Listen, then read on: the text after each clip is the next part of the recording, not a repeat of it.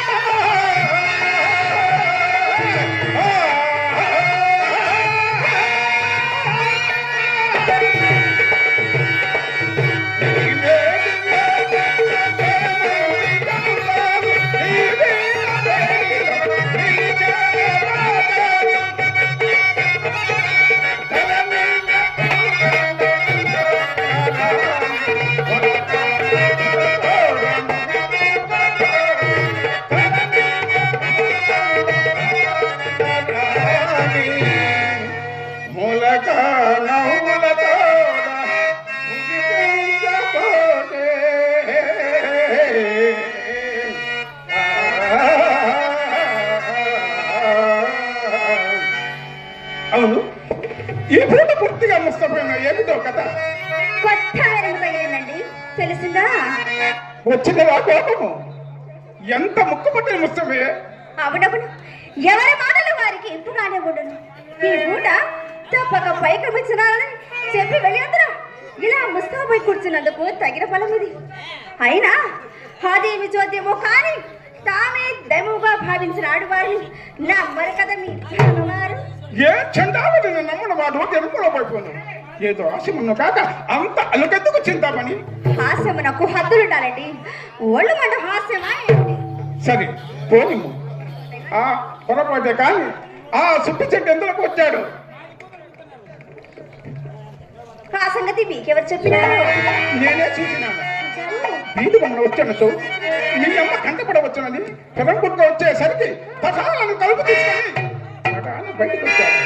ఆ వాచు నన్ను చూసి అతను చూసి నేను తెల్లపోయినాము. అంతకు అనుమానకులు కలుపుకున్నట్టు కొంత దూరం కూడా పెట్టవలిన. అతని రాకల గురించి ఇతడు అడిగే ఉంటాడు. అడిగినాను. అందులో ఒక భావమిత్రుడు పడి మేలుగా వచ్చినని చెప్పినాడు. అది చెప్పినారు కదండి, మరి మీకు ఈ సందేహం ఎందుకు? నా సందేహమా? చెప్పిన పొప్పుకించుకోవద్దు. కోపమా? నా ఎందేమైనాను తప్పుండినను కదా. షబాస్, అది మాట. ఇప్పుడు చెప్పిన వినము. మేళం కొరకు వచ్చిన వాడు విచ్చల వాడికి వీధి కొమ్మన అతను బెదకు తోడలేదని నా సందేహము. అదిగో అప్పుడే మనం చెప్తున్నాడు వచ్చినదా కోపము. మరి ఆ సంగతి కూడా అతన్ని అడగపోయిరా? అడిగినాను. అందులో ఒక భావిత్తుడో పడి బహుకాల సమయవశమన కర్మ ధర్మ చేత కుసుపట్టి వేలు వచ్చినది. సరే సరే, ఆ సంగతి కూడా నేను చెప్తాను వినండి. మేడం కొరకు వచ్చిన తల్లి మా అమ్మ మేడ మీదకు తీసుకుని వెళ్ళేది. ఇంటికి వచ్చిన వారికి మర్యాద చేయాలి కదా అని కుర్చీ వేసి కూర్చోమని చెప్పి తాంబూలం ఏదో అతను వచ్చిన పని వదిలిపెట్టి ఏమీ బతుకు ప్రసంగం ఆడుతుండగా అంతటి నాకు కోపం వచ్చిందండి. నేను చక్కగా మేడది కిందికి వచ్చేసాను. మా అమ్మ నా మనసు కనిపెట్టినది కాబోలు తోడు చూపుడు కన్నా విషయం మీద దొడ్డిలోనికి తీసుకొని వచ్చి ఆవిడనే అతన్ని సాగనంపింది. ఏమండు మీరు నమ్ముడు నమ్మకపోడు వేదముగా నీ మాట నేను ఎప్పుడు నమ్మలేదు. నీకు నాతో అబద్ధమాడమే నమ్మకము. వీటనే కాదండి, అసలు నేను ఎవరితోనూ అబద్ధమాడను. అసలు చింతామణి ఈ కులములో పుట్టవలసినది కాదని చిన్నను పెద్దను నన్ను శ్లాఘించడానికి ఇది ఏ కారణం? సందేహమేమి? ఎవరు మాట్లాడాలా? నేను అన్ని సాగు సాధించాలని చింతామణి అన్ని సాగు సాధించాలను చింతామణి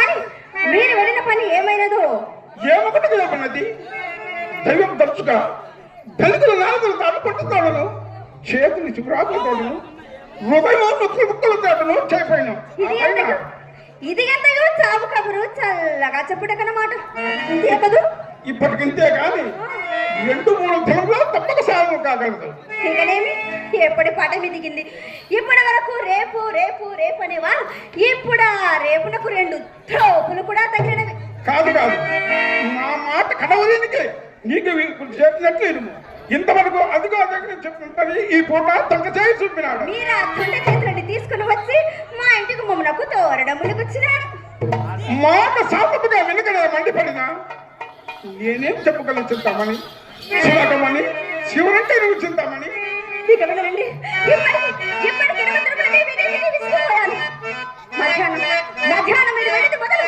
మాయమ్మలను కొట్టిన కొట్టకు వేడు కావడం భరించాడు వేరొకరైతే ఏ పత్తా మాకతని కావలసినది ఇక నేను నీ మా అమ్మ తప్పడలేండి